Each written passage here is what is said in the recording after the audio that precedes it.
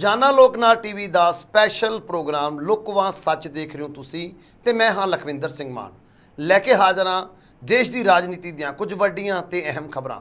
ਗੱਲਬਾਤ ਕਰਾਂਗੇ ਅੱਜ ਸੰਸਦ ਦੇ ਵਿੱਚ ਜੋ ਹੰਗਾਮਾ ਹੋਇਆ ਜਿਸ ਤੋਂ ਬਾਅਦ ਕੇਂਦਰ ਸਰਕਾਰ ਅਤੇ ਵਿਰੋਧੀ ਪਾਰਟੀਆਂ ਦੇ ਨਾਲ ਰਾਜ ਸਰਕਾਰਾਂ ਵੀ ਸੈਂਟਰ ਦੇ ਖਿਲਾਫ ਉੱਠੀਆਂ ਨੇ।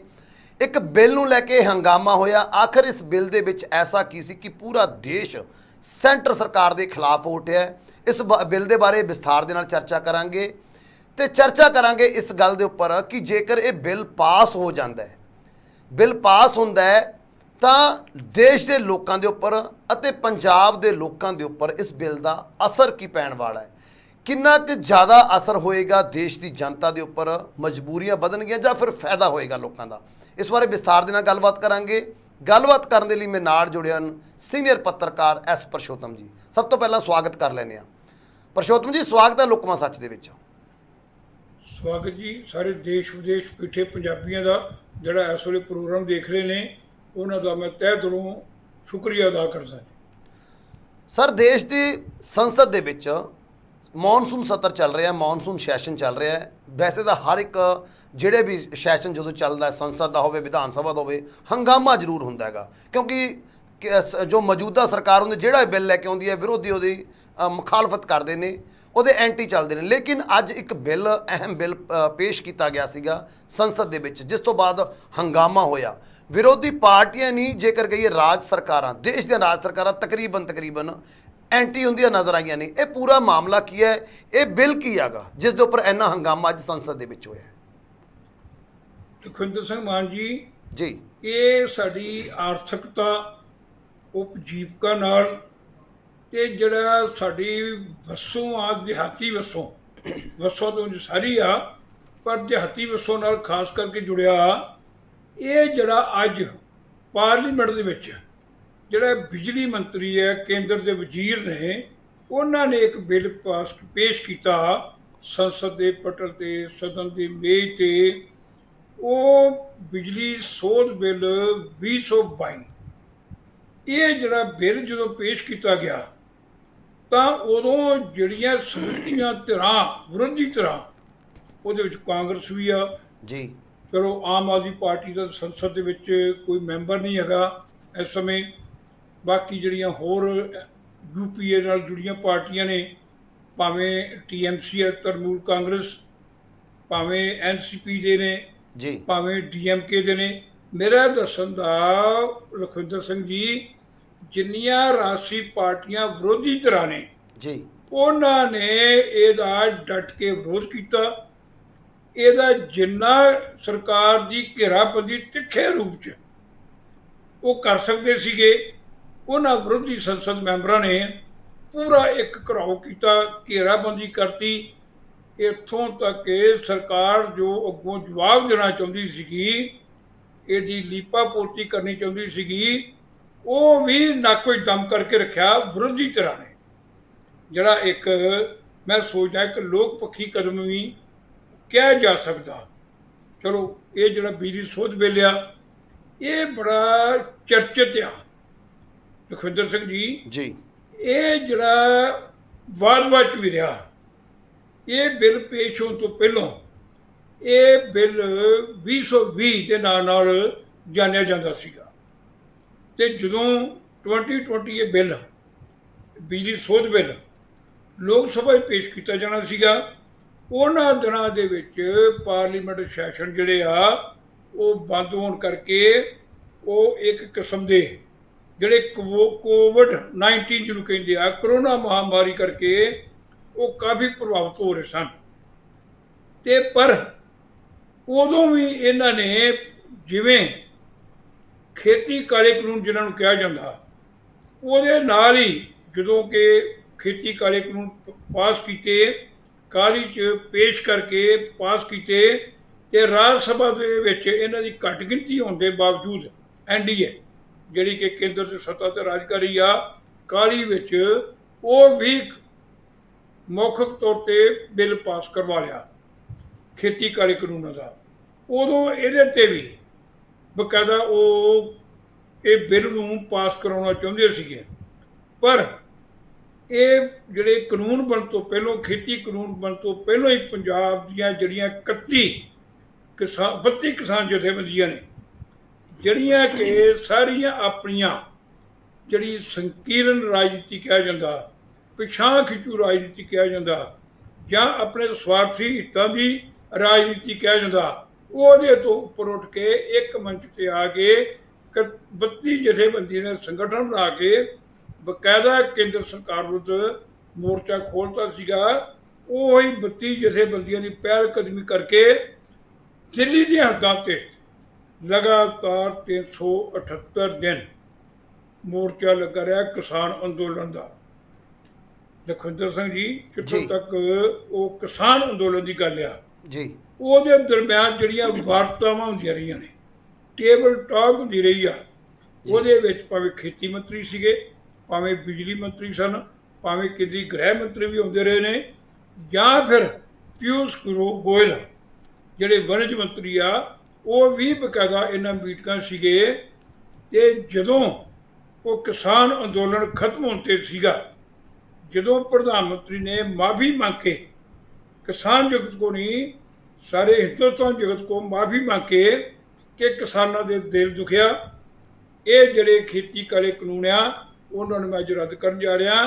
ਪਰ ਇਹ ਰੱਦ ਕਰਨ ਤੋਂ ਪਹਿਲੋਂ ਜਿਹੜੀ ਆਪਸੀ ਟੇਬਲ ਟਾਕ ਦਰਮਿਆਨ ਸਹਿਮਤੀ ਬਣੀ ਸੀਗੀ, ਉਦੋਂ ਬਕਾਇਦਾ ਸੰਯੁਕਤ ਕਿਸਾਨ ਮੋਰਚੇ ਨੂੰ, ਜਿਹੜੇ ਕਿ ਸਾਡੇ ਕੇਂਦਰੀ ਵਜ਼ੀਰ ਨੇ ਜਿਨ੍ਹਾਂ ਦਾ ਮੈਂ ਜ਼ਿਕਰ ਕੀਤਾ ਪਹਿਲੋਂ, ਉਹਨਾਂ ਨੇ ਕਿਹਾ ਸੀਗਾ ਕਿ ਇਹ ਜਿਹੜਾ ਬਿੱਲ ਆ, ਅਸੀਂ ਕੋਈ ਫੌਰੀ ਤੌਰ ਦੇ ਉੱਤੇ ਇਹਨੂੰ ਕਾਨੂੰਨ ਨਹੀਂ ਬਣਾਵਾਂਗੇ, ਇਹਨੂੰ ਸਦਨ 'ਚ ਨਹੀਂ ਲੈ ਕੇ ਆਵਾਂਗੇ, ਕੋਈ ਇਹਦਾ ਬਿੱਲ ਪੇਸ਼ ਨਹੀਂ ਕੀਤਾ ਜਾਊਗਾ।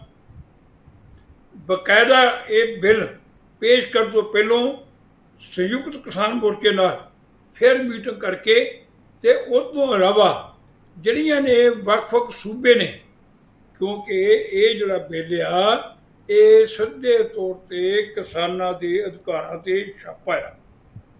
ਕਿਸਾਨਾਂ ਦੇ ਜਿਹੜੇ ਰਾਜ ਨੇ, ਸੂਬੇ ਨੇ, ਉਹਨਾਂ ਦੇ ਸੰਘੀ ਢਾਂਚੇ ਦੀ ਹੋਰ ਇਹ ਸੰਘੀ ਲਫ਼ਜ਼ਾਂ ਜੀ ਆਵਾਜ਼ ਬੰਦ ਕਰਤਾ ਜੀ। ਉਦੋਂ ਇਹ ਹੋਇਆ ਸੀਗਾ ਕਿ ਇਹਨਾਂ ਰਾਜਾਂ ਨਾਲ, ਜਿਹੜੇ ਸੂਬੇ ਨੇ, ਉਹਨਾਂ ਨਾਲ ਬਕਾਇਦਾ ਮਸ਼ਵਰਾ ਕਰਨ ਤੋਂ ਬਾਅਦ ਹੀ ਇਹ ਜਿਹੜਾ ਲੋਕ ਸਭਾ ਦੇ ਸਦਨ ਵਿੱਚ ਬਿੱਲ ਲਿਆਂਦਾ ਜਾਏਗਾ। ਮਾਨ ਸਾਹਿਬ ਦੇਖੋ ਜੀ, ਇਹ ਮੁੱਦੇ ਉੱਤੇ ਨਾ ਤੇ ਸੰਯੁਕਤ ਕਿਸਾਨ ਮੋਰਚੇ ਨਾਲ ਕੋਈ ਗੱਲਬਾਤ ਕੀਤੀ ਗਈ। ਇਹ ਇੱਕ ਕੇਂਦਰ ਸਰਕਾਰ ਦਾ ਭਰਮ ਆ ਕਿ ਜਿਹੜੇ ਕਿਸਾਨ ਸੰਗਠਨ ਆ ਉਹ ਵੱਖ-ਵੱਖ ਤਰ੍ਹਾਂ 'ਚ ਵੰਡੇ ਗਏ ਨੇ। ਲਖਵਿੰਦਰ ਸਿੰਘ ਜੀ, ਤੁਹਾਨੂੰ ਵੀ ਯਾਦ ਹੋਏਗਾ, ਕੇਂਦਰ ਸਰਕਾਰ ਨੂੰ ਵੀ ਚੰਗੀ ਤਰ੍ਹਾਂ ਯਾਦ ਹੋਏਗਾ ਕਿ ਜਦੋਂ ਇਹ ਬਿੱਲ ਖੇਤੀ ਕਾਲੇ ਕਾਨੂੰਨ ਬਣਾਏ ਗਏ ਸੀਗੇ ਜੀ, ਉਦੋਂ ਵੀ ਜਿਹੜੀਆਂ ਨੇ ਕਿਸਾਨ ਜਥੇਬੰਦੀਆਂ ਵੱਖ-ਵੱਖ ਮੰਚ ਤੇ ਆਪੋ ਆਪਣੇ ਫਰੰਟ ਤੋਂ, ਆਪਣੇ ਨਾਵਾਂ ਤੋਂ ਰਾਜਨੀਤੀ ਕਰਦੀਆਂ ਸਨ। ਤੇ ਜਦੋਂ ਇਹ ਸੰਕਟ ਆਇਆ, ਉਦੋਂ ਸਾਰੇ ਆਪਣੇ ਜੋ ਸਵਾਰਥੀ ਛੱਡ ਕੇ ਸਮੁੱਚੀ ਕਿਸਾਨੀ ਲਈ ਉਹ ਇੱਕ ਮੰਚ ਤੇ ਹੋ ਗਏ। ਹੁਣ ਵੀ ਇਉਂ ਲੱਗਦਾ ਜਿਵੇਂ ਕਿ ਕੇਂਦਰੀ ਮੋਦੀ ਸਰਕਾਰ ਨੂੰ ਇਹ ਜਾਪ ਰਿਹਾ ਹੋਵੇ ਕਿ ਇਹ ਰਾਜਨੀਤਿਕ ਤੇ ਗੈਰ ਰਾਜਨੀਤਿਕ ਚੋਣਾਂ ਨਾ ਲੜਨ ਵਾਲੇ ਇਹ ਸੰਗਠਨਾਂ ਵਿੱਚ ਵੰਡੇ ਗਏ ਆ। ਇਹ ਇਸ ਵੇਲੇ ਬੜੇ ਕਮਜ਼ੋਰ ਪੈ ਚੁੱਕੇ ਆ। ਇਸ ਕਰਕੇ ਇਹਨਾਂ ਨੂੰ ਕਿਉਂ ਨਾ ਜਿਹੜਾ ਇਹਨਾਂ ਦਾ ਫਾਇਦਾ ਉਠਾਇਆ ਜਾਵੇ। ਅਡਾਨੀ ਅੰਬਾਨੀ ਜਿਹੜੇ ਭਰਾ ਨੇ, ਉਹਨਾਂ ਨੂੰ ਲਾਭ ਦੇਣ ਲਈ ਇਹ ਕਿਉਂ ਨਾ ਹੁਣ ਜਿਹੜਾ ਬਿੱਲ ਕਾਨੂੰਨ 'ਚ ਬਦਲ ਕੇ ਇਹ ਪਾਸ ਕਰ ਲਿਆ ਜਾਵੇ।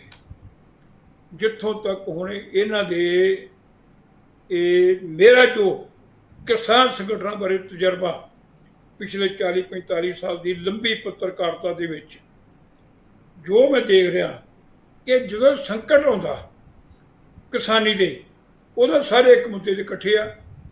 ਹੁਣ ਵੀ ਜੇ ਕਾਹਲੀ 'ਚ ਇਹਨਾਂ ਨੇ ਕਾਨੂੰਨ ਬਣਾਤਾ ਤਾਂ ਇਹਦੇ ਉੱਤੇ ਫਿਰ ਇੱਕ ਕਿਸਾਨ ਸੰਗਠਨ ਇਕੱਠੇ ਹੋ ਕੇ ਕੇਂਦਰ ਸਰਕਾਰ ਦੀ ਜਿਹੜੇ ਉਹਦੀਆਂ ਬਰੂਹਾਂ 'ਤੇ ਜਾ ਕੇ ਫਿਰ ਆਪਣੀਆਂ ਮੱਲ ਕੇ ਬਰੂਹਾਂ ਸੰਘਰਸ਼ੀ ਤੇ ਉਹਨੂੰ ਮਜਬੂਰ ਕਰ ਸਕਦੇ ਕੇਂਦਰ। ਸੋ ਪਰਸ਼ੋਤਮ ਜੀ, ਇਸ ਹੁਣ ਕਰਕੇ ਜੋ ਅੱਜ ਹੰਗਾਮਾ ਹੋਇਆ ਹੈਗਾ, ਬਿੱਲ ਪੇਸ਼ ਹੋ ਚੁੱਕਿਆ, ਤੁਸੀਂ ਦੱਸਿਆ ਵੀ ਆਖਰ ਬਿੱਲ ਕੀ ਆ ਪੂਰਾ ਇਹ, ਕਿਸ ਤਰੀਕੇ ਦੇ ਨਾਲ ਹੱਕਾਂ ਦੇ ਉੱਪਰ ਸਰਕਾਰਾਂ ਦੇ ਜਾਂ ਰਾਜ ਦੇ ਸੰਘੀ ਹੱਕਾਂ ਦੇ ਉੱਪਰ, ਸੰਵਿਧਾਨਕ ਹੱਕਾਂ ਦੇ ਉੱਪਰ ਡਾਕਾ ਗਾ।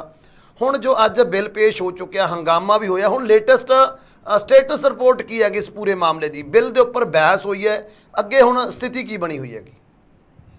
ਦੇਖੋ, ਬਿੱਲ ਦੇ ਉੱਤੇ ਬਹਿਸ ਤਾਂ ਨਹੀਂ ਹੋਈ, ਜੀ ਮਤਲਬ ਕਿ ਉਹਦੇ ਉੱਤੇ ਹੰਗਾਮਾ ਜ਼ਰੂਰ ਹੋਇਆ, ਜੀ ਤੇ ਹੰਗਾਮੇ ਤੋਂ ਪਰੇਸ਼ਾਨ ਹੋਈ ਤੇ ਕਿਸਾਨੀ ਸੰਘਰਸ਼ ਦੇ ਦਬਾਅ ਜਿਹੜਾ ਪਿਛਲੇ ਸਮੇਂ ਤੋਂ ਹੋਇਆ, ਜੀ ਸਾਲ ਸਵਾ ਸਾਲ ਜਿਹੜਾ ਇੱਕ ਲਗਾਤਾਰ ਸੰਘਰਸ਼ ਚੱਲਿਆ, ਤੇ ਉਹਦੇ ਨਜ਼ਰੀਏ ਨਾਲ ਉਹਨਾਂ ਨੇ ਹੁਣ ਜਿਹੜੀ ਕੇਂਦਰ ਸਰਕਾਰ ਆ ਉਹ ਮਜਬੂਰ ਹੋ ਗਈ ਆ ਕਿ ਜਿਹੜੇ ਇਹ ਹੰਗਾਮੇ ਕਾਰਨ, ਵਿਰੋਧੀ ਧਿਰਾਂ ਦੇ ਹੰਗਾਮੇ ਕਰਕੇ ਤੇ ਕਿਸਾਨ ਅੰਦੋਲਨ ਦੇ ਪਿਛਲੇ ਪ੍ਰਭਾਵ ਕਰਕੇ, ਉਹਨਾਂ ਨੇ ਇੱਕ ਜਾਂਚ ਪਾਰਲੀਮਾਨੀ ਕਮੇਟੀ ਹੁੰਦੀ ਹੈ ਜਿਹਨੂੰ ਸੰਸਦੀ ਕਮੇਟੀ ਕਿਹਾ ਜਾਂਦਾ, ਉਹਦੇ ਵਿੱਚ ਸੱਤਾਧਾਰੀ ਜਿਵੇਂ ਬੀਜੇਪੀ ਆ, ਉਹਦੇ ਜਿਹੜੇ ਹੋਰ ਵੀ ਜਿਹੜੇ ਐਨਡੀਏ 'ਚ ਸ਼ਾਮਲ ਨੇ, ਉਹਨਾਂ ਤੋਂ ਇਲਾਵਾ ਜਿਹੜੇ ਵਿਰੋਧੀ ਧਿਰਾਂ ਨੇ ਜਿਵੇਂ ਕਾਂਗਰਸ ਆ ਜਾਂ ਬਾਕੀ ਆਪਾਂ ਜ਼ਿਕਰ ਕੀਤਾ ਯੂਪੀ ਦੇ ਵਿੱਚ ਨੇ ਸੰਗਠਨ ਜਿਹੜੇ ਸ਼ਾਮਲ ਨੇ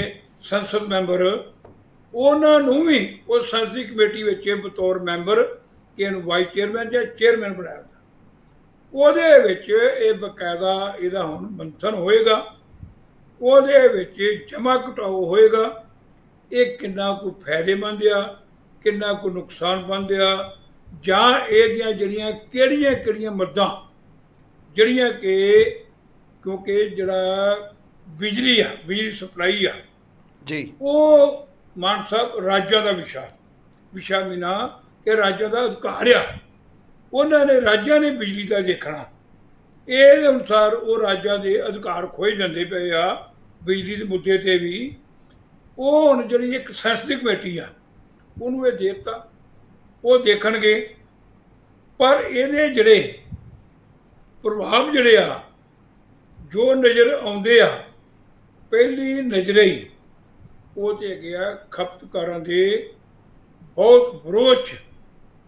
ਵੀ ਪੰਜਾਬ ਦੇ ਮੁੱਦਾ ਲਾ ਲਓ, ਜਿਹੜੀ ਪਿਛਲੀ ਸਰਕਾਰਾਂ ਨੇ ਇਹਦੇ ਵਿੱਚ ਬਾਦਲ ਸਰਕਾਰ, ਜਿਹਨੂੰ ਅਕਾਲੀ ਸਰਕਾਰ, ਅਕਾਲੀ ਭਾਜਪਾ ਗਠਜੋੜ ਸਰਕਾਰ ਵੀ ਕਿਹਾ ਜਾਂਦਾ ਜੀ, ਉਹਨਾਂ ਨੇ ਬਿਜਲੀ ਸਮਝੌਤੇ ਕੀਤੇ ਪ੍ਰਾਈਵੇਟ ਏਜੰਸੀਆਂ ਨਾਲ। ਜੀ ਜੀ, ਹੁਣ ਤੱਕ ਪਿਛਲੀ ਭਾਵੇਂ ਕਾਂਗਰਸ ਸਰਕਾਰ ਆਈ ਆ, ਭਾਵੇਂ ਭਗਵੰਤ ਮਾਨ ਦੀ ਸਰਕਾਰ ਆ, ਇੱਕੋ ਹੀ ਰੱਟ ਲਗਾਈ ਜਾ ਰਹੀ ਆ ਕਿ ਬਿਜਲੀ ਮਹਿੰਗੀ ਆ, ਪ੍ਰਾਈਵੇਟ ਹੱਥਾਂ ਦੇ ਵਿੱਚ ਹੋਣ ਕਰਕੇ ਇਹ ਸਮਝੌਤੇ ਹੀ ਰੱਦ ਕਰਾਂਗੇ, ਇਹਦੇ ਉੱਤੇ ਵਾਈਟ ਪੇਪਰ ਲੈ ਕੇ ਆਵਾਂਗੇ। ਹਾਲਾਂਕਿ ਇਹ ਸਿਰਫ ਅਜੇ ਤੱਕ ਜੋ ਕੁਛ ਵੀ ਆ ਬਿਆਨਬਾਜ਼ੀ ਤੱਕ ਮਹਿਦੂਦ ਰਹਿ ਗਿਆ, ਸਿਮਟ ਕੇ ਰਹਿ ਗਿਆ, ਇਹਦਾ ਕੋਈ ਅਜੇ ਤੱਕ ਉਹਨੂੰ ਜਿਹੜੇ ਬਿਜਲੀ ਸਮਝੌਤੇ ਆ ਉਹ ਰੱਦ ਨਹੀਂ ਕੀਤੇ ਗਏ ਜੀ, ਪਰ ਲਾਰਾ ਹਰ ਵਾਰੀ ਇਹ ਲਾਇਆ ਜਾਂਦਾ ਕਿਉਂਕਿ ਉਹਦੇ 'ਚ ਇਹ ਆ ਕਿ ਪੰਜਾਬ ਦੇ ਜਿਹੜੇ ਘੱਟੋ ਘੱਟ 90,000 ਜਿਹੜੇ ਬਿਜਲੀ ਖਪਤਕਾਰ ਆ ਜੀ, ਉਹ ਬੁਰੀ ਤਰ੍ਹਾਂ ਪ੍ਰਭਾਵਿਤ ਹੁੰਦੇ ਆ ਜੀ। ਉਹ ਪ੍ਰਭਾਵਿਤ ਹੋਣ ਕਰਕੇ ਹੁਣ ਇਹਦੀ ਆਪਾਂ ਬਾਅਦ 'ਚ ਗੱਲ ਕਰਦੇ ਹਾਂ ਪੰਜਾਬ ਦੀ ਜੀ, ਇਹ ਜਿਹੜਾ ਬਿਜਲੀ ਬਿੱਲ 2022 ਜਿਹੜਾ ਬਣ ਜਾ ਰਿਹਾ, ਉਹਦਾ ਮਾਰੂ ਪ੍ਰਭਾਵ ਇਹ ਆ ਕਿ ਦੇਖੋ ਹਿੰਦੁਸਤਾਨ ਦੇ ਵਿੱਚ ਕਿਸਾਨੀ ਜਿਹੜੀ ਆ ਉਹ ਪਹਿਲਾਂ ਹੀ ਬੜੀ ਆਰਥਿਕ ਕੰਗਾਲੀ ਦੇ ਕੰਢੇ 'ਤੇ ਆ, ਤੇ ਇੱਕ ਆਰਥਿਕ ਕੰਗਾਲੀ ਹੋਣ ਕਰਕੇ ਉਹ ਬਹੁਤ ਜਿਹੜੀ ਖੁਦਕੁਸ਼ੀਆਂ 'ਤੇ ਆ।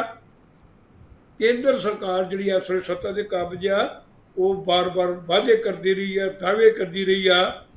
2022 'ਚ ਜਿਹੜੀ ਕਿਸਾਨਾਂ ਦੀ ਆਮਦਨ ਜਿਹੜੀ ਹੈ ਦੁੱਗਣੀ ਹੋ ਜਾਏਗੀ। ਮੈਂ ਇੱਕ ਸੋਸ਼ਲ ਮੀਡੀਆ ਉੱਤੇ ਵੀਡੀਓ ਵੇਖ ਰਿਹਾ ਸੀਗਾ ਸਰਦਾਰ ਲਖਵਿੰਦਰ ਸਿੰਘ ਜੀ, ਉਹਦੇ ਵਿੱਚ ਪ੍ਰਧਾਨ ਮੰਤਰੀ ਤੇ ਜਿਹੜੇ ਕੇਂਦਰੀ ਗ੍ਰਹਿ ਮੰਤਰੀ ਆ ਉਹਨਾਂ ਨੂੰ ਪਾਤਰ ਬਣਾ ਕੇ ਇੱਕ ਦੱਸਿਆ ਜਾ ਰਿਹਾ ਸੀਗਾ ਕਿ ਤੁਸੀਂ ਤਾਂ ਆਖਿਆ ਸੀਗਾ ਕਿ ਜਿਹੜੀ ਆਮਦਨ ਜਿਹੜੀ ਆ 2022 ਤੱਕ ਉਹ ਦੁੱਗਣੀ ਕਰ ਦਿੱਤੀ ਜਾਵੇਗੀ। ਉਹ ਪਹਿਲਾਂ ਪੁੱਛਦੇ ਆ ਕਿ ਆਪਾਂ ਜਿਹੜੇ ਟੈਕਸ ਲਾ ਰਹੇ ਹਾਂ ਲੋਕਾਂ ਦੇ, ਲੋਕ ਜਿਹੜੇ ਆ ਉਹ ਜਿਹੜਾ ਸਾਹ ਲੈਂਦੇ ਆ ਪਹਿਲਾਂ ਕਿ ਟੈਕਸ ਦਿੰਦੇ ਆ, ਉਹ ਕਹਿੰਦੇ ਜੀ ਨਹੀਂ ਪਹਿਲਾਂ ਟੈਕਸ ਦਿੰਦੇ ਆ ਫਿਰ ਸਾਹ ਲਿਆ ਜਾਂਦਾ। ਉਹਦੇ ਵਿੱਚ ਉਹਨਾਂ ਕਿਹਾ ਕਿ ਜਿਹੜੇ ਆਪਣੇ ਮਿੱਤਰ ਆ, ਜਿਹੜੇ ਅਡਾਨੀ ਤੇ ਅੰਬਾਨੀ, ਉਹਨਾਂ ਦੀ ਆਮਦਨ ਦਾ ਕੀ ਹਾਲ ਆ, ਦੁੱਗਣੀ ਹੋਈ ਕਿ ਨਹੀਂ? ਉਹ ਕਹਿੰਦੇ ਜੀ ਨਹੀਂ ਜੀ, ਕਿਉਂਕਿ ਜਿਹੜਾ ਇੱਕ ਮਿੱਤਰ ਆਪਣਾ, ਉਹਦੀ ਜਿਹੜੀ 1.5 ਗੁਣਾ ਆਮਦਨ ਵਧੀ ਆ, ਤੇ ਜਿਹੜਾ ਦੂਸਰਾ ਹੈ ਉਹਦੀ ਜਿਹੜੀ 1.25 ਗੁਣਾ ਆਮਦਨ ਵਧੀ ਆ। ਉਹਨਾਂ ਕਹਿੰਦਾ ਨਾ ਨਾ ਨਾ ਨਾ, ਪਾਰਲੀਮੈਂਟ ਸੈਸ਼ਨ ਚੱਲ ਰਿਹਾ, ਉਹਦੇ ਵਿੱਚ ਹੋਰ ਬਿੱਲ ਲਿਆਓ, ਉਹਦੇ ਵਿੱਚ ਬਿੱਲ ਲੈ ਕੇ ਉਹਨਾਂ ਦੀ ਆਮਦਨ ਦਾ ਜਿਹੜਾ ਆਪਾਂ ਵਾਧਾ ਆ, ਭਾਵੇਂ ਕਿਸਾਨਾਂ ਨੇ ਕੀਤਾ ਜਾਂ ਲੋਕਾਂ ਨੇ ਕੀਤਾ, ਉਹਦੇ ਪੂਰਾ ਭਾਵੇਂ ਨਾ ਹੋਵੇ, ਪਰ ਆਪਣੇ ਮਿੱਤਰਾਂ ਦੀ ਜਿਹੜੀ ਆਮਦਨ ਆ ਉਹ ਦੁੱਗਣੀ ਜ਼ਰੂਰ ਹੋਣੀ ਚਾਹੀਦੀ ਹੈ ਜੀ। ਮੇਰਾ ਦੱਸਣ ਦਾ ਕਿ ਇਹ ਜਿਹੜਾ ਬਿੱਲ ਆ, ਇਹ ਅਡਾਨੀ ਅੰਬਾਨੀ ਜਾਂ ਹੋਰ ਜਿਹੜੇ ਕਾਰਪੋਰੇਟ ਘਰਾਣੇ ਵੱਡੇ ਆ, ਉਹਨਾਂ ਦੇ ਹੱਥਾਂ ਦੇ ਵਿੱਚ ਸਾਰਾ ਬਿਜਲੀ ਸਪਲਾਈ ਦਾ ਪ੍ਰਬੰਧ ਚੱਲ ਜਾਏਗਾ। ਉਹਨਾਂ ਦੀ ਮਰਜ਼ੀ ਆ ਕਿ ਉਹ ਸਬਸਿਡੀ ਦੇਣ ਕਿਸਾਨਾਂ ਨੂੰ ਜਾਂ ਨਾ ਦੇਣ, ਉਹਨਾਂ ਤੇ ਛੱਡੋ। ਜਿਹੜੀ ਕਿ ਸਾਡੇ ਹਿੰਦੁਸਤਾਨ ਦੀ ਵਸੋਂ ਆ ਇਸ ਸਮੇਂ, ਖੁਦਰ ਸਿੰਘ ਮਾਨ ਜੀ, ਉਹ 80%, ਹੁਣ ਤੇ ਅੰਕੜੇ ਦੇ 67% ਦੱਸਦੇ ਆ, ਕਦੀ 70%, ਪਰ ਜਿਹੜੇ ਖਪਤਕਾਰ ਹੈ ਬਿਜਲੀ ਦੇ ਜੀ, ਉਹ ਜਿਹੜੇ 80% ਜਿਹੜੀ ਆ ਉਹ ਪਿੰਡਾਂ ਦੇ ਵਿੱਚ ਰਹਿੰਦੇ ਆ, ਤੇ ਪਿੰਡਾਂ ਦੀ ਆਰਥਿਕਤਾ ਸ਼ਹਿਰਾਂ ਦੇ ਮੁਕਾਬਲੇ ਹੋਰ ਬੜੀ ਖਸਤਾ ਜੀ, ਕਿਉਂਕਿ ਕਿਸਾਨੀ ਤੇ ਬਹੁਤੇ ਡਿਪੈਂਡਡ ਆ, ਭਾਵੇਂ ਛੋਟੇ ਕਿੱਤੇ ਹੋਣ।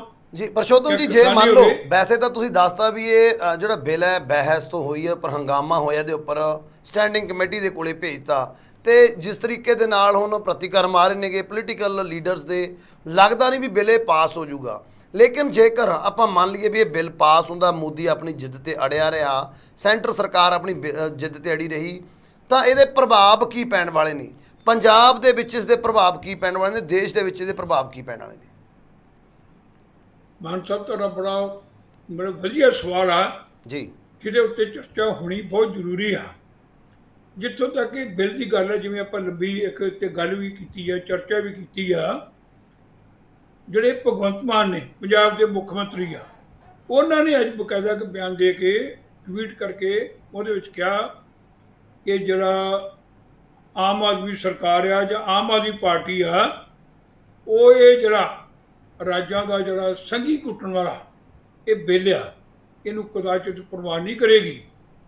ਉਹਨਾਂ ਨੇ ਮੰਗ ਕੀਤੀ ਸੀਗੀ ਕਿ ਜੁਆਇੰਟ ਜਿਹੜੀ ਪਾਰਲੀਮੈਂਟਰੀ ਕਮੇਟੀ ਕੋਲ ਭੇਜਿਆ ਜਾਵੇ, ਚਲੋ ਉਹ ਤਾਂ ਮਨਜ਼ੂਰ ਹੋ ਗਈ ਆ, ਪਰ ਭਗਵੰਤ ਮਾਨ ਹੋਰਾਂ ਨੇ ਇਹ ਕਿਹਾ ਬਕਾਇਦਾ ਕਿ ਇਹ ਜਿਹੜੀ ਇਹਨੂੰ ਬਿੱਲ ਨੂੰ ਵਾਪਸ ਕਰਾਉਣ ਲਈ, ਕਾਨੂੰਨ ਬਣਨ ਤੋਂ ਰੋਕਣ ਲਈ, ਜੇ ਆਮ ਆਦਮੀ ਪਾਰਟੀ ਭਾਵੇਂ ਸਰਕਾਰ ਜਾਂ ਇਹ ਸੰਸਦ ਤੋਂ ਲੈ ਕੇ ਸੜਕਾਂ ਤੱਕ ਹੀ ਉਤਰਨ ਨੂੰ ਤਿਆਰ ਆ।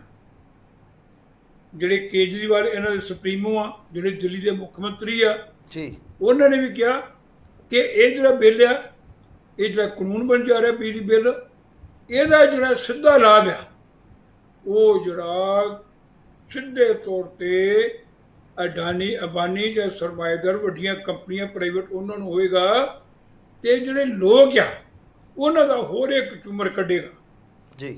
ਹੁਣ ਇਹਦੇ ਵਿੱਚ ਕੀ ਹੋਣਾ, ਜਿਹੜਾ ਅਗਲਾ ਪ੍ਰਭਾਵ ਆ, ਜਿਹੜੀ ਕਿ ਗਿਣੀ ਜਾ ਰਹੀ 51,000 ਜਾਂ 55,000 ਜਿਹੜੇ ਬਿਜਲੀ ਖਪਤਕਾਰ ਆ ਜੀ, ਜਿਨ੍ਹਾਂ ਨੂੰ 300 ਯੂਨਿਟ ਮਹੀਨਾ ਦੇ 2 ਮਹੀਨਿਆਂ ਦਾ 600 ਯੂਨਿਟ ਦਾ ਜਿਵੇਂ ਆਪਣੇ ਬਿੱਲ ਆਉਂਦੇ ਆ, ਉਹਦੀ ਜਿਹੜੀ ਬਿਜਲੀ ਸਪਲਾਈ ਆ ਮੁਫਤ ਦਿੱਤੀ ਜਾਣੀ ਆ ਜੀ। ਹੁਣ ਤੇ ਇਹ ਦੇ ਰਹੇ ਨੇ, ਤੇ 16,000 ਕਰੋੜ ਦੀ ਜਿਹੜੀ ਹੈ ਕਿਸਾਨਾਂ ਨੂੰ ਜਿਵੇਂ ਹਰ ਸਾਲ ਬਿਜਲੀ ਸਬਸਿਡੀ ਦਿੱਤੀ ਜਾਂਦੀ ਆ, ਉਹਨਾਂ ਦੇ ਬਿੱਲਾਂ ਦੀ ਅਦਾਇਗੀ ਨਹੀਂ ਕੀਤੀ ਜਾਂਦੀ ਕਿਸਾਨਾਂ ਵੱਲੋਂ, ਤੇ ਉਹ ਜਿਹੜੀ 16,000 ਜਦੋਂ ਪ੍ਰਾਈਵੇਟ ਕੰਪਨੀਆਂ ਕੋਲ ਚਲਾ ਗਿਆ ਇਹ ਕਾਨੂੰਨ, ਉਹਨਾਂ ਦੇ ਹੱਥਾਂ ਵਿੱਚ ਬਿਜਲੀ ਸਪਲਾਈ ਮੁੱਦਾ ਬਣ ਗਿਆ, ਤਾਂ ਉਹ ਜਿਹੜੀ ਆ 600 ਯੂਨਿਟ ਜਿਹੜੀ ਆ 2 ਮਹੀਨਿਆਂ ਦੀ, ਭਾਵੇਂ ਉਹਦੇ 'ਤੇ ਵੀ ਕਈ ਤਰ੍ਹਾਂ ਦੇ ਵਾਦ ਨੇ ਜੀ, ਜਨਰਲ ਕੈਟਾਗਰੀ ਨੂੰ ਲੈ ਕੇ, ਜਾਂ ਜਿਹੜੇ ਐਫੀਡੇਵਿਟ ਦੇਣੇ ਆ ਉਹਨਾਂ ਦੇ ਵੱਖਰਾ ਇੱਕ ਵਿਸ਼ਾ ਆ,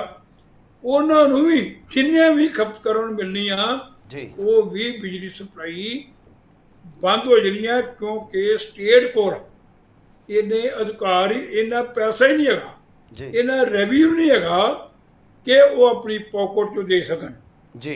ਤੇ ਇਹੋ ਹੀ ਹਾਲ ਕਿਸਾਨਾਂ ਦੇ ਜਿਹੜੇ ਟਿਊਬਲਾਂ ਦੇ ਬਿੱਲ ਆ, ਉਹ ਵੀ ਜਿਹੜੇ ਕਿਸਾਨਾਂ ਨੂੰ ਆਪਣੀ ਪਾਕਟ 'ਚ ਉਤਾਰਨੇ ਪੈਣੇ ਆ। ਖੇਤੀ ਜਿਹੜਾ ਉਤਪਾਦਨ ਆ ਉਹਦੀਆਂ ਲਾਗਤਾਂ ਜਿਹੜੀਆਂ ਨੇ ਹੋਰ ਮਹਿੰਗੀਆਂ ਹੋ ਜਾਣੀਆਂ। ਜੀ ਇਸ ਕਰਕੇ ਕਿਸਾਨਾਂ ਦੀ ਜ਼ਿੰਦਗੀ ਹੁਣ ਦਿੱਲੀ 'ਚ ਵੀ ਜੀ ਜਿਵੇਂ ਆਪਣੇ ਕੇਜਰੀਵਾਲ ਜੀ ਕਹਿੰਦੇ ਆ ਕਿ ਜ਼ੀਰੋ ਜਿਹੜੇ ਕੁਝ ਪਰਸੈਂਟ ਆ ਉਹਨਾਂ ਜ਼ੀਰੋ ਬਿੱਲ ਆ ਰਹੇ ਆ। ਇਹੋ ਹੀ ਜਿਹੜਾ ਇੱਕ ਮਾਡਲ ਹੈ ਦਿੱਲੀ ਵਾਲਾ ਜਾਂ ਪੰਜਾਬ ਵਾਲਾ, ਉਹ ਇਹ ਪਰਸੋਂ ਹੀ ਗੁਜਰਾਤ 'ਚ ਇੱਕ ਨਾਅਰਾ ਦੇ ਕੇ ਆਏ ਆ ਕਿ ਜੇਕਰ ਸਾਡੀ ਸਰਕਾਰ ਆ ਗਈ, ਜੀ ਕਿ ਆਮ ਆਦਮੀ ਸਰਕਾਰ ਆ ਗਈ, ਤਾਂ ਇਹ ਜਿਹੜੇ ਤੁਹਾਨੂੰ ਬਿਜਲੀ ਮੁਫਤ ਦਿਆਂਗੇ। ਜੀ ਹਿਮਾਚਲ 'ਚ ਵੀ ਇਹਨਾਂ ਇਹੋ ਨਾਅਰਾ ਦਿੱਤਾ। ਉਹਦੇ ਵਿੱਚ ਇਹ ਜਿਹੜੇ ਨਾਅਰੇ ਵੀ ਇਹਨਾਂ ਨੂੰ ਦੇਣੇ ਜਿਹੜੇ ਆ, ਵੋਟਰਾਂ ਨੂੰ ਪ੍ਰਭਾਵਿਤ ਕਰਨਾ, ਇਹ ਜਿਹੜੀਆਂ ਆਪੋਜੀਸ਼ਨ ਧਿਰਾਂ ਨੇ ਉਹਨਾਂ ਨੂੰ ਹੋਰ ਔਖਾ ਹੋ ਜਾਣਾ।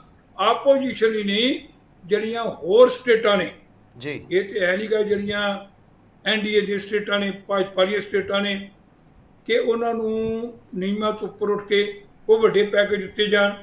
ਜੀ ਜੇਕਰ ਅਜਿਹੀ ਵਿਵਸਥਾ ਕੀਤੀ ਜਾਏਗੀ ਤਾਂ ਪੰਜਾਬ ਵਿੱਚ ਜਾਂ ਹੋਰ ਜਿਹੜੇ ਵਿਰੋਧੀ ਧਿਰਾਂ ਦੀਆਂ ਸਰਕਾਰਾਂ ਦੀਆਂ ਸਟੇਟਾਂ ਨੇ, ਉੱਥੇ ਅਰਾਜਕਤਾ, ਖਾਣਾ ਜੰਗੀ ਵਰਗੇ ਵੀ ਮਾਹੌਲ ਬਣ ਸਕਦੇ ਆ। ਜੀ ਜੀ ਇਸ ਕਰਕੇ ਇਹ ਬੜਾ ਖਤਰਨਾਕ ਆ। ਇਹ ਬਿੱਲ ਨੂੰ ਕਾਨੂੰਨ ਬਣਾਉਣ ਤੋਂ ਪਹਿਲਾਂ, ਲਾਗੂ ਕਰਨ ਤੋਂ ਪਹਿਲਾਂ ਬਕਾਇਦਾ ਕਿਸਾਨਾਂ ਨਾਲ, ਖਪਤਕਾਰਾਂ ਨਾਲ ਉਹਨਾਂ ਦੀ ਇੱਕ ਰਾਏ ਲੈਣੀ ਚਾਹੀਦੀ ਆ। ਇਹਦੇ ਉੱਤੇ ਹੀ ਸੁਖਬੀਰ ਬਾਦਲ ਜੀ ਜੀ ਜਿਹੜੇ ਕਿ ਇਸ ਵੇਲੇ ਬਿਲਕੁਲ ਅਕਾਲੀ ਦਲ ਬਿਲਕੁਲ ਦੇ ਪਰਸ਼ੋਤਮ ਪ੍ਰਧਾਨ ਜੀ, ਆਪਾਂ ਕਹਿ ਸਕਦੇ ਫਿਰ ਜਿਹੜਾ ਬਿੱਲ ਹੈਗਾ ਵੀ ਇਹ ਸਿੱਧੇ ਤੌਰ ਤੇ ਦੇਸ਼ ਦੀ ਕਿਸਾਨੀ, ਗਰੀਬ ਪਰਿਵਾਰ ਦੀ ਰੀੜ੍ਹ ਦੇ ਉੱਪਰ ਹਮਲਾ ਕੀਤਾ ਗਿਆ ਗਾ ਸੈਂਟਰ ਸਰਕਾਰ ਦੇ ਇਸ ਬਿੱਲ ਦੇ ਨਾਲ। ਤੋਂ ਭਾਵੇਂ ਕਿ ਹੁਣ ਸਟੈਂਡਿੰਗ ਕਮੇਟੀ ਦੇ ਕੋਲੇ ਭੇਜ ਦਿੱਤਾ ਗਿਆ ਹੈ। ਸੋ ਉਮੀਦ ਇਹ ਜਤਾਈ ਜਾ ਰਹੀ ਵੀ ਜਿਸ ਤਰੀਕੇ ਦੇ ਨਾਲ ਇਸ ਬਿੱਲ ਨੂੰ ਲੈ ਕੇ ਹੰਗਾਮਾ ਹੋਇਆ, ਵਿਰੋਧ ਹੋਇਆ ਤੇ ਵਿਰੋਧ ਤੱਕ ਦੀ ਸੰਘਰਸ਼ ਦੀ ਚੇਤਾਵਨੀ ਦਿੱਤੀ ਇੱਕ ਵਾਰ ਫਿਰ ਤੋਂ ਕੇਂਦਰ ਸਰਕਾਰ ਨੂੰ, ਸ਼ਾਇਦ ਇਹ ਬਿੱਲ ਰੱਦ ਹੋਵੇ ਜਾਂ ਫਿਰ ਪੈਂਡਿੰਗ ਪਾ ਦਿੱਤਾ ਜਾਵੇ। ਸੋ ਕਿਸ ਤਰ੍ਹਾਂ ਦੇ ਹਾਲਾਤ ਬਣਨਗੇ ਇਹਦੇ ਉੱਪਰ ਆਪਾਂ ਦਰਸ਼ਕਾਂ ਨੂੰ ਟਾਈਮ ਦਾ ਟਾਈਮ ਦੱਸਦੇ ਰਹਾਂਗੇ। ਸੋ ਤੁਸੀਂ ਅੱਜ ਦੀ ਇਸ ਵਿਚਾਰ ਚਰਚਾ ਦੇ ਵਿੱਚ ਸਾਡੇ ਨਾਲ ਜੁੜੇ, ਉਹਦੇ ਲਈ ਤੁਹਾਡਾ ਬਹੁਤ ਬਹੁਤ ਧੰਨਵਾਦ। ਬਹੁਤ ਬਹੁਤ ਧੰਨਵਾਦ ਜੀ, ਤੁਹਾਡਾ ਵੀ ਮਾਨ ਸਾਹਿਬ, ਦਰਸ਼ਕਾਂ ਦਾ ਵੀ ਧੰਨਵਾਦ ਜੀ। ਸੋ ਇਹ ਸਨ ਸਾਡੇ ਸੀਨੀਅਰ ਪੱਤਰਕਾਰ ਐਸ ਪਰਸ਼ੋਤਮ ਜੀ, ਜਿਨ੍ਹਾਂ ਦੇ ਵੱਲੋਂ ਅੱਜ ਇਸ ਪੂਰੇ ਬਿੱਲ ਦੇ ਉੱਪਰ, ਇਹ ਬਿੱਲ ਹੈ ਕਿ ਬਿਜਲੀ ਸੋਧ ਬਿੱਲ ਹੈ ਕਿ ਸਰਕਾਰ ਕਿਉਂ ਲਿਆਉਣਾ ਚਾਹੁੰਦੀ ਹੈ ਤੇ ਇਸ ਦੇ ਪ੍ਰਭਾਵ ਕੀ ਰਹਿਣਗੇ ਦੇਸ਼ ਦੀ ਜਨਤਾ ਦੇ ਉੱਪਰ, ਆਮ ਜਨਤਾ ਦੇ ਉੱਪਰ, ਦੇਸ਼ ਦੀ ਕਿਸਾਨੀ ਦੇ ਉੱਪਰ, ਉਸ ਬਾਰੇ ਵੀ ਵਿਸਥਾਰ ਦੇ ਨਾਲ ਚਰਚਾ ਕੀਤੀ ਗਿਆ ਐਸ ਪਰਸ਼ੋਤਮ ਜੀ ਵੱਲੋਂ। ਤੁਹਾਨੂੰ ਇਹ ਚਰਚਾ ਕਿਵੇਂ ਲੱਗੀ ਸਾਨੂੰ ਕਮੈਂਟ ਕਰਕੇ ਜ਼ਰੂਰ ਦੱਸਿਓ। ਅਗਲੇ ਪ੍ਰੋਗਰਾਮ ਵਿੱਚ ਫਿਰ ਤੋਂ ਹੋਏਗੀ ਮੁਲਾਕਾਤ, ਉਦੋਂ ਤੱਕ ਦਿਓ ਇਜਾਜ਼ਤ। ਧੰਨਵਾਦ।